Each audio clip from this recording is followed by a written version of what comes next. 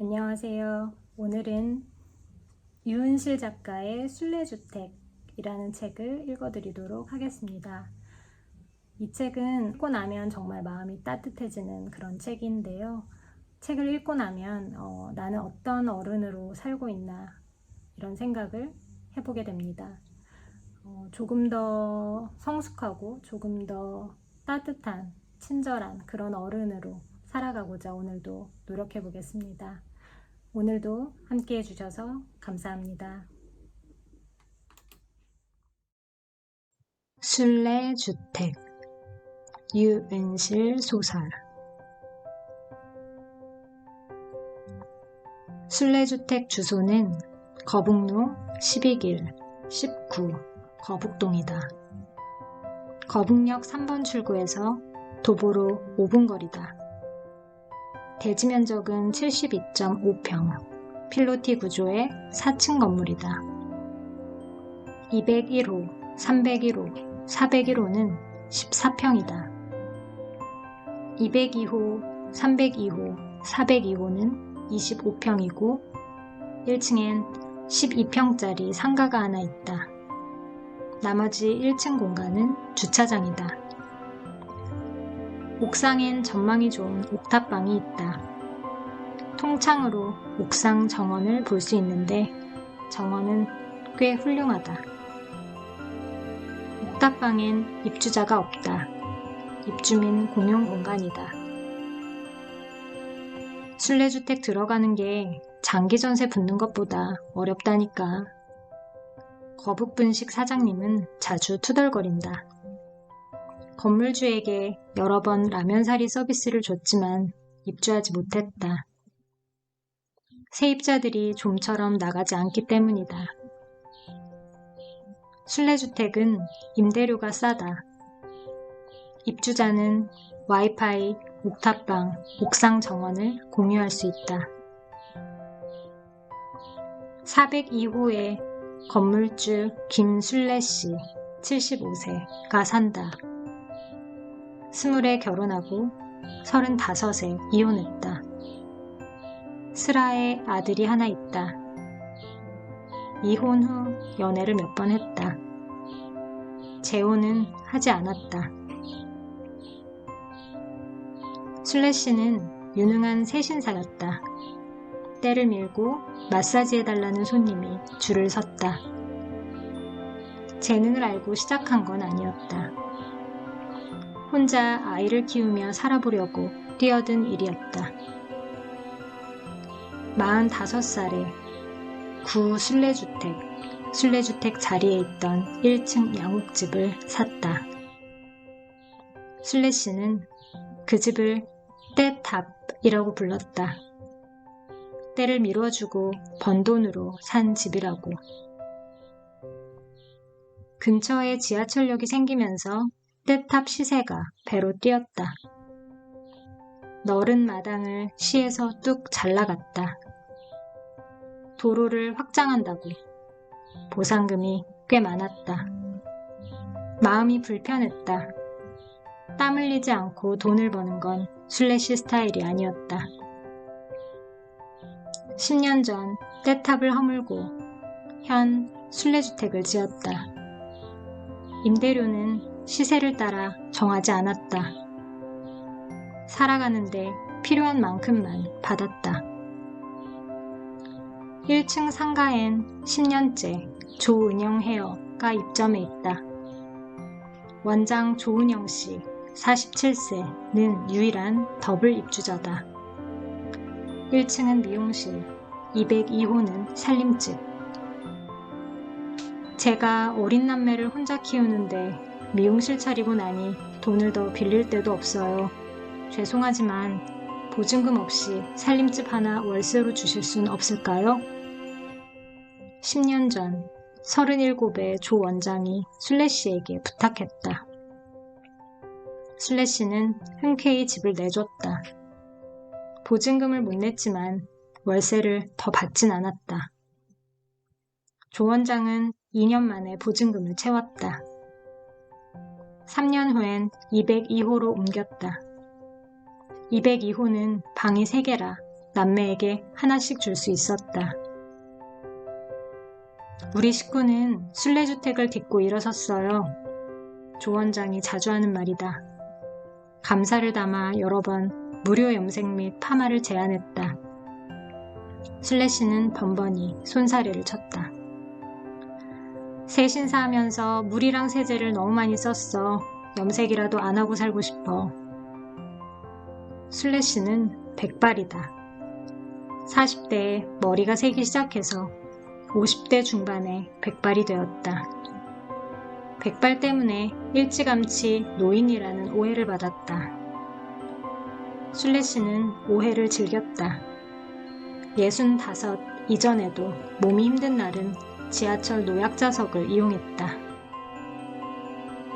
302호엔 홍길동 씨 66세와 남편이 산다. 길동 씨는 순례 씨 전 직장 동료다. 구 순례주택 때부터 별채에 새를 살았다. 길동 씨 본명은 이군자다. 임금 같은 아들을 기다리던 부모가 남동생을 보라는 뜻으로 지었다. 군자 씨는 2년 전 요양보호사 필기시험을 보면서 생전 처음 OMR 카드를 작성했다. 학원에서 연습을 했지만 무척 긴장됐다. 이름 예로 홍길동이 나왔는데 자기 이름을 홍길동이라고 작성해버렸다. 내가 공부를 얼마나 열심히 했는데 속상해서 울었다. OMR 카드와 컴사를 구입해 이군자 작성을 연습하며 재수를 준비하던 때 합격 소식이 날아들었다. 무척 기뻤다. 순례주택 사람들을 옥탑방으로 불러 족발을 쐈다. 학원 선생 말로는 자기 이름 홍길동이라고 쓴 사람이 꽤 있대. 홍길동들을 추적해갖고 점수가 되면 합격시켜준다네. 아직도 홍길동을 빙자하는 인간이 많구나. 야 홍길동! 순례씨가 웃으며 말했다. 군자씨는 홍길동이 마음에 들었다. 내가 순례 언니 개명할 때 좀 부러웠는데 그거 괜찮네. 이제 나는 홍길동이다. 길동씨라고 불러줘. 아, 순례씨 개명하셨구나. 개명한 이름이 뭐예요? 조 원장이 물었다. 김순례. 순례씨가 대답했다. 엥? 바꾼 이름이 김순례라고요? 원래 이름은? 김순례. 순례씨는 개명을 했다. 순하고 예의 바르다는 뜻의 순례에서 순례자에서 따온 순례로 나머지 인생을 지구별을 여행하는 순례자라는 마음으로 살고 싶어서. 401호엔 영선씨가 혼자 산다. 영선씨 나이와 직업은 순례씨만 안다. 순례씨가 알려주지 않으니 다른 이들은 알 수가 없다. 영선씨는 새벽 옥상을 좋아한다. 옥탑방에서 커피를 마시거나 옥상 정원을 산책한다. 다른 사람이 올라가면 목례를 하고 내려간다. 순례주택 사람들은 되도록 영선씨의 새벽을 방해하지 않는다. 옥탑방 커피머신 원두는 늘 영선씨가 채워놓는다. 301호엔 허성우씨 44세가 산다. 직업은 대학 시간 강사. 순례주택 사람들은 박사님이라고 부른다. 박사님은 마주보는 건물 옥탑방에 살았다. 거기서 순례주택 옥상 정원을 보았다. 그곳을 공유하는 사람들도 궁금해서 조은영 헤어에 커트하러 왔다가 투룸 임대료를 듣고 놀랐다. 본인이 살고 있는 옥탑방과 비슷했으니까.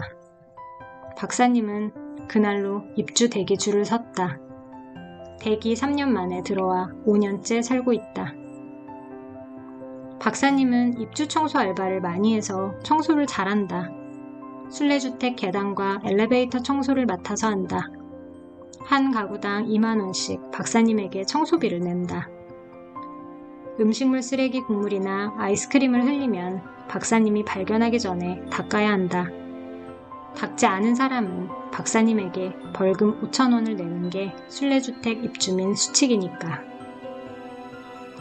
201호엔 고 박승갑씨, 향년 75세가 살았다. 승갑씨는 우리 외할아버지다. 순례씨의 오랜 연인이기도 했다. 할아버지는 거북마을에서 오랫동안 전파사를 했다. 순례씨는 성실하고 수줍은 전파사 주인이 마음에 들었다. 호랍이라는 걸 알고 작업을 걸었다. 둘은 20년을 함께했다. 내가 아는 최장수 연애 커플이다. 할아버지는 17년 전에 전파사를 닫고 인테리어 현장에서 전기공사 일을 했다. 가전제품, 가구, 찢어진 방충망, 고장난 문고리. 할아버지 손을 거치면 대부분 쓸 수 있는 상태가 되었다. 페인트 칠도 잘하고 타일도 잘 붙였다. 막힌 하수구, 누수, 터진 실리콘까지 집수리는 대부분 할아버지가 해결했다. 순례 언니, 전략연애한 거 아니야? 박 사장님한테 순례주택 관리 공짜로 맡기려고. 길동씨가 그러면 정략연애. 순례씨는 키득키득 웃으며 대답했다. 정략연애남 안녕? 순례씨가 놀리면 할아버지는 진지한 얼굴이 되었다. 정략연애를 왜 저 같은 사람이랑 합니까? 순례씨가 손해봤죠. 할아버지는 유머 감각이 꽝이었다. 꿈은 순례씨보다 건강하게 오래 사는 거였다. 순례씨가 나이 들어서 아플 때 간병해주고 싶다고. 할아버지는 지난 1월 꿈을 이루지 못하고 돌아가셨다. 쓰러진 곳은 공사 현장. 사인은 급성 심근경색이었다. 호칭 정리가 안 된다. 이혼한 남편은 전 남편이고 깨진 남친은 전 남친인데 사귀다 늙어서 죽은 남친은 뭐라고 불러야 하니? 할아버지가 떠나고 얼마 안 되어 순례씨가 물었다. 사별한 남친? 아, 그게 좋겠다. 똑똑한 거. 순례씨, 나도 호칭 정리가 안 돼. 난 순례씨 사별한 남친의 손녀인가? 뭐가 복잡해. 아, 그건 단순하게 정리하자. 어떻게? 최측근. 너는 나의 최측근. 어때? 나는 고개를 끄덕였다. 순례씨의 최측근. 마음이 환해졌다. 내 마음은 순례주택에서 자랐다. 행정상 주소는 늘 다른 곳이었지만. 내 이름은 오수림. 거북중학교 3학년이다.